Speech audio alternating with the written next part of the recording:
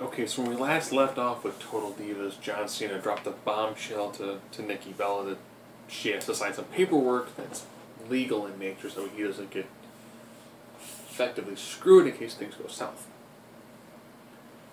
That is lightly touched upon throughout, and then it really hits home like the last couple of minutes. So I'll focus on that part first. The home John Cena's mother lives in.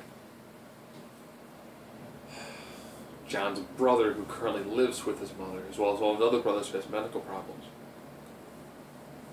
John provides not only his undeniably lavish lifestyle, he also pretty much provides for the majority of his family. And he told Nikki, he was like, I don't want to be in a position where I can't provide for the rest of my family. So everyone who doesn't like John Cena, again, I've stressed this, I don't like him in the ring. I'm pretty sure outside the ring, he seems like he is probably the most perfect individual to have ever walked this planet. You know, beyond all the charity work, and the fact that he makes all of this money, he spends a lot of it on himself, and a lot of it also goes to make sure that his family has no wants. That everything can be provided for them. That's undeniably admirable. Period. And then they spent a lot of time with Ariana and Vinny and her sexual issues. I'll just stop with that because that was way too much information about those two. No JoJo. There was Josie, which of course is Bree and Brian's little dog.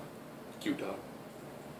Bree, of course, having problems. This is just after SummerSlam, where Daniel Bryan was pretty much the face of the WWE, doing all these talks, being on shows, doing phone interviews, doing the radio interviews, signs, meet and greets, so he had no time for her, and it was wearing their relationship. Makes sense. It wasn't until Bree talked with Nikki that things kind of got squared away. It's kind of like, you know, when I was the champion and I was the one getting all the TV time, Brian, you weren't doing anything. I was okay with it. The roles were reversed now. I shouldn't be pissy. Which is good. Makes sense.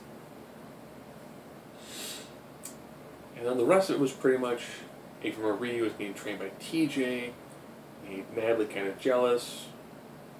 So Natalie decided to then train with Fandango. Yeah, so here we are like 2 weeks after the Fandango Tyson Kidd matches. Which is actually the reason behind them. And Natalie was like, you know, like, she's young, she's pretty, she's cute, she's hot, she's better looking than me. And he was like, I was just working with a coworker. Seriously. I love you. So those two probably have